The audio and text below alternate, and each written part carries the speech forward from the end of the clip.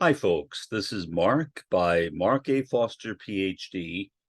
for the Maoist-Third Worldist Collective. I wanted to make this podcast as a kind of invitation for those of you that have been watching this thing. Now, I don't know who's been watching this thing since nobody really has told me, well, except one person, but that person turned out to be a troll. Other than the troll, who I have muted from the channel, I don't really know who it is that is watching what I'm doing.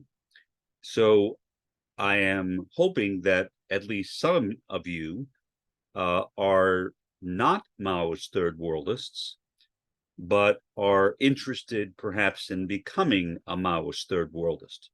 Maybe. Certainly, I'm happy to have anybody watch my videos that want to, including trolls. If you're a troll you want to watch, watch. But if you start trolling on the channel, just be aware of the fact that you will eventually be muted as soon as it becomes clear that you are trolling me. Now, again, the point of this video is to invite people to become Maoist Third Worldists. Why? What's the purpose of that? If we are talking about something that is going to happen, or at least begin to happen, in the third world, then what does it matter if most of us, and I assume that most of the people who are watching me right now are in the first world, although I do hope that some of you are in the third world. What's the purpose of somebody in the first world becoming a Maoist Third Worldist? I have touched on these subjects before, but I want to kind of tie them all together as I make this invitation.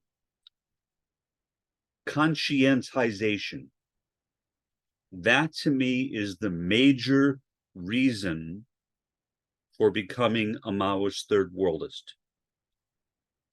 Conscientization, again, a term coined by the Brazilian educator Paulo Freire as a part of his critical pedagogy, by which he meant raising class consciousness. The concept of consciousness raising, which was prominent during the early days of the women's liberation movement, which spanned the second part of the 1960s and went into the second part of the 1970s, and was dominated by an organization called the NOW, the National Organization for Women, at least in the United States. I'm sure that there were similar activities in other parts of the world as well. When the NOW was trying to figure out how it could attract people into activist praxis, what it did is it borrowed the concept of conscientization from Paulo Freire. Except the term conscientization does not flow trippingly off the tongue. So it changed it to consciousness raising, but it's the same basic concept. It comes from Paulo Freire. It can also be thought of, in a Marxist sense, as raising class consciousness, but not necessarily. And of course, the NOW was not explicitly a Marxist organization, although there were some Marxist feminists who did belong to the NOW, but predominantly it was not a Marxist organization.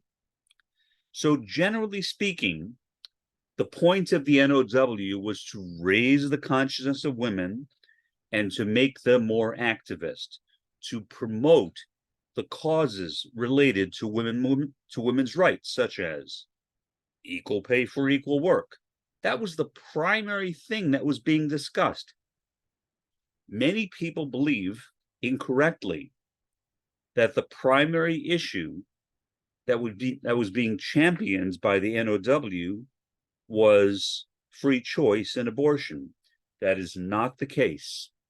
The issue of pro-choice did not become a part of the women's rights movement or the women's liberation movement until years later. That was not an essential part of it. Equal pay for equal work, especially as embodied in the Equal Rights Amendment, the ERA. I remember when I was an undergraduate student at the University of Georgia in the early 1970s, I was active as an ally of these women's libbers or women's liberationists. And all of us were trying to promote the ERA. We were trying to get the ERA passed. Now, what happened? Well, a majority of states voted to ratify the ERA. But then some states,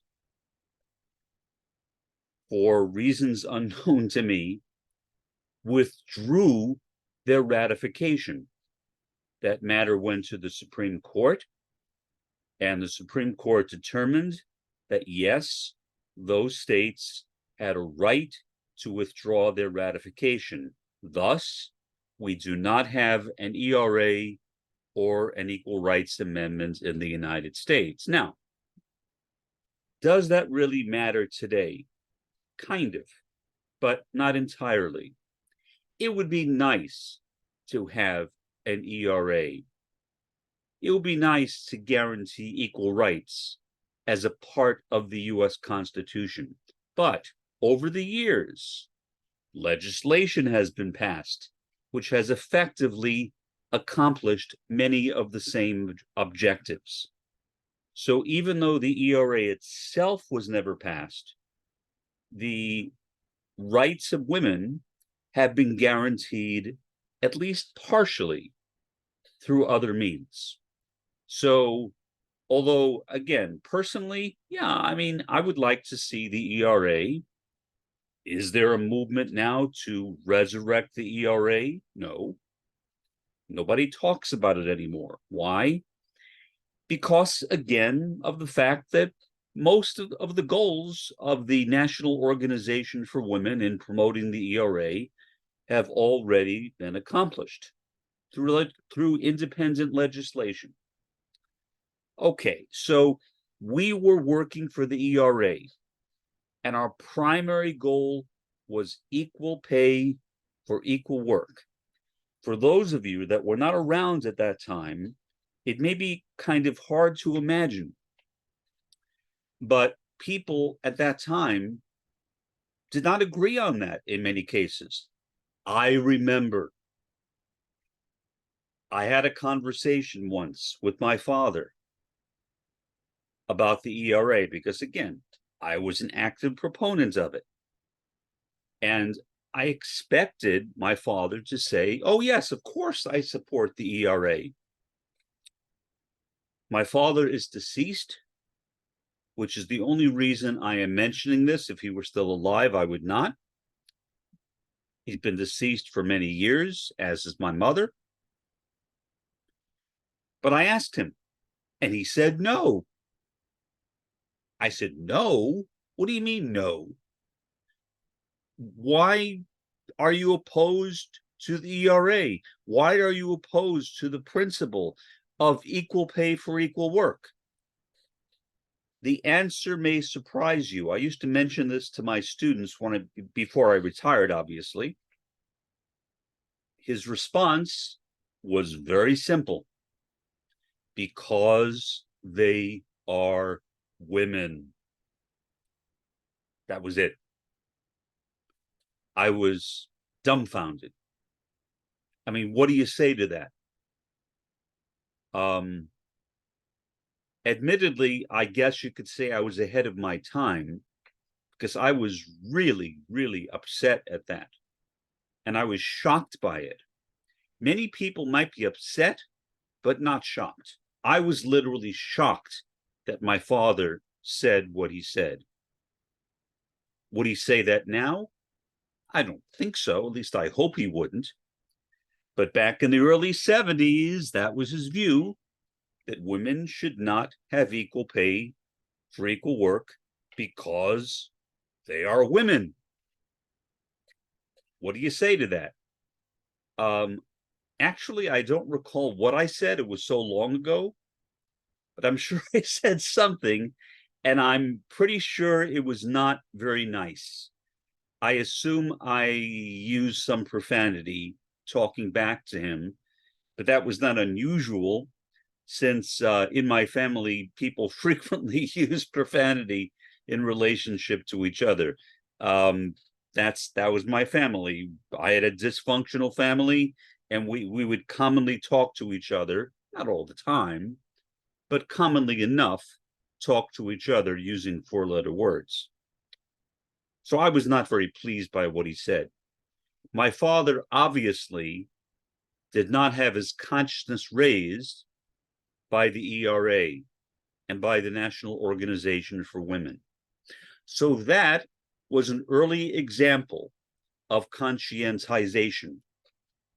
And at least initially, it didn't work. Now, does the NOW still exist? The answer is yes. Is it that active? The answer is no. Not as active as it was back in the 70s. It was actually formed in 1970, the same year that Ms. Magazine was first published. Believe it or not, Ms. Magazine, which I'm not sure if it's still published anymore. I know it went out of print, then went back into print. I don't know if it is currently published, but that would be easy enough to find out by just Googling Ms. MS and seeing if it is still around. Both of those events happened in 1970. Again, the title, Ms. Magazine, was controversial. Why? Well, Ms. Magazine did not coin the word Ms. I don't know when Ms. was coined, but it was already a word in the dictionary, basically used as an alternative to Mrs. or Miss. The idea being, well, if you are addressing a man, you would say Mr. So why, when addressing a woman, do you distinguish between married and unmarried women by Mrs. and Miss? And so logically, I think they argued, no, we shouldn't do that anymore. We should just say Ms. And that caught on. And so Ms. Magazine, although initially controversial, very quickly became relatively uncontroversial. It was, in effect, an alternative to Cosmopolitan magazine, which at that time was published by Helen Gurley Brown. The objective of Cosmo, as it was commonly called, was to help women, quote unquote, catch a man. As weird as that may sound today, that was the objective of Helen Gurley Brown in publishing Cosmo, for women to catch a man. Well, obviously, the editors of Ms. Magazine did not subscribe to that. And they rejected that whole premise that women needed to worry about catching a man. Women should be able to be self-sufficient, obviously. And catching a man, making a woman dependent on a man completely, was out of the question from the perspective of Ms. Magazine and from the perspective of the National Organization for Women. So, in the US, that was the first time that conscientization, as it was formulated by Paulo Freire, was implemented. You could argue it was a weak implementation, and I would agree with that, because it was not a Marxist implementation per se, but still, there was an attempt to take Paulo Freire's ideas and apply them to an issue that many people were concerned about. Okay, so the major reason why I am making this video and why I've gone through this whole thing about the NOW, Ms. Magazine, Cosmo, Helen Gurley Brown, etc., is to indicate that conscientization is not an entirely new concept, but it is new in the sense that in the US, formally, it has never really been applied in the way that Paulo Freire wanted it to be applied. And so the primary reason why I think that people should become Maoist-Third Worldists is so that collectively, not, well, individually too, but not primarily individually, we can engage together in the process of conscientization, whatever that means. In my case, it primarily means making podcasts. In my case, it also means dressing up in commie costumes, well, commie hats, commie t-shirts, things like that. I am still waiting for someone in this area to walk up to me and discuss the subject with me. Sadly, that has only happened once, and that was not here. That was before I moved here, when I was still in Kansas. And that really wasn't a conversation. It was a weird circumstance. I had just walked into the restaurant Panera's, which doesn't exist here in Texas, or at least not in this part of Texas. But it did exist in Kansas. Originally, Panera's was called the St. Louis Bread Company. And if you are still in St. Louis, that is the name that the restaurant continues to use. But in other places, it's called Panera's. So I had walked into a Panera's, and this guy walked up to me and handed me a crisp $20 bill and said, "You dropped this." And, obviously I was caught off guard. And I just said, "Oh, well, thank you very much." I turned around and he was gone. Why did I turn around? Because it suddenly occurred to me that I never carried cash. So I could not have dropped a $20 bill.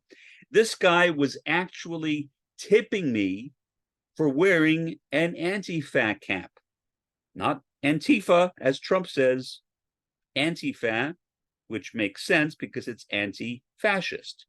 I was wearing an anti-fascist or an anti-fat cap. So apparently he saw that cap, he was impressed, and I guess as a thank you, maybe, he gave me a $20 bill. Honestly, at the time, I admit that I felt I didn't feel good about it. I felt like I was being treated like a charity case. But then thinking about it afterwards, I said, no, I'm taking it too far.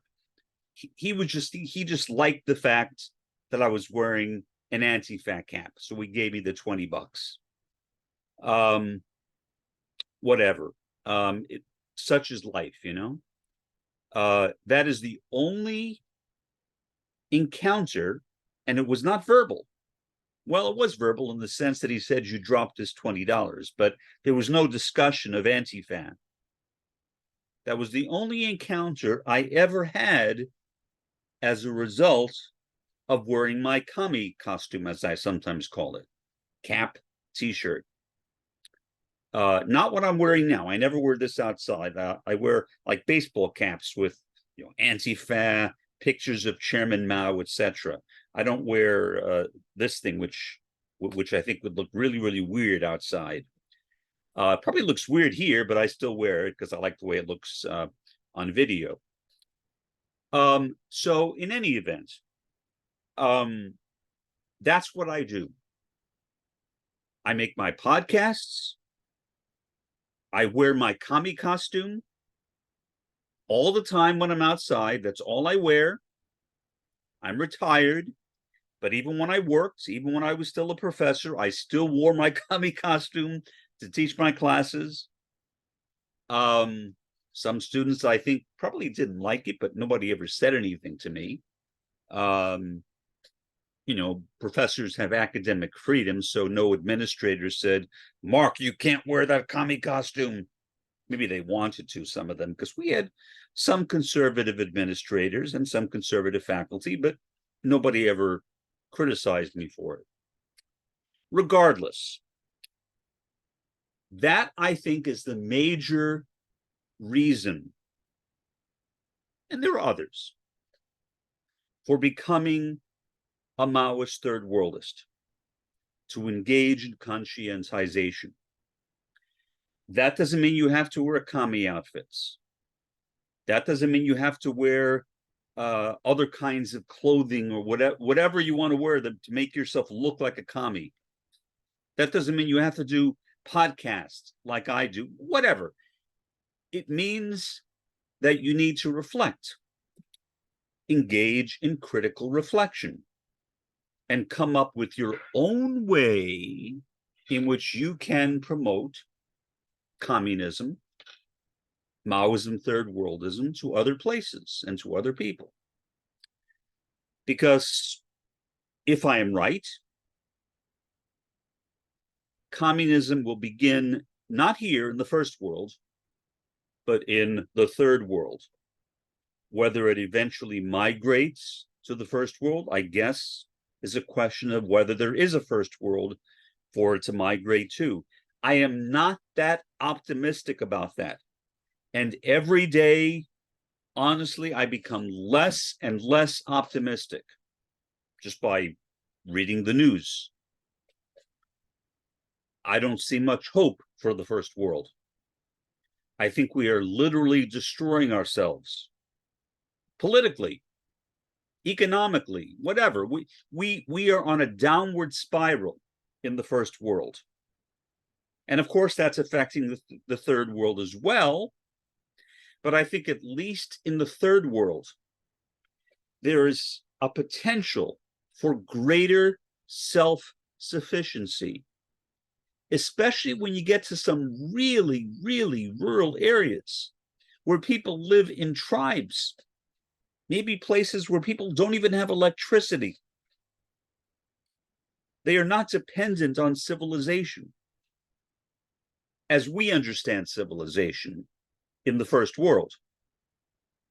They may be the ones, people in the third world, and maybe people in the fourth world, but I think people in the fourth world who are in the third world. People in the fourth world, like indigenous people, for example, autistics like myself, although I personally don't think that I measure up to fourth world or subaltern, I don't think we will survive because we are embedded in the first world. So I think that our hope lies with the third world. There are no guarantees. It could be that nothing happens. It could be that there is some type of NBC, nuclear, biological, chemical war, which literally wipes out everything. It could be that climate change destroys everything, and all that is left are cockroaches.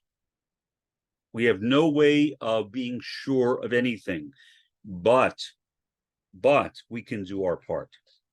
And that is why I would invite each and every one of you who is listening to my podcast to at least consider becoming a Maoist-Third Worldist.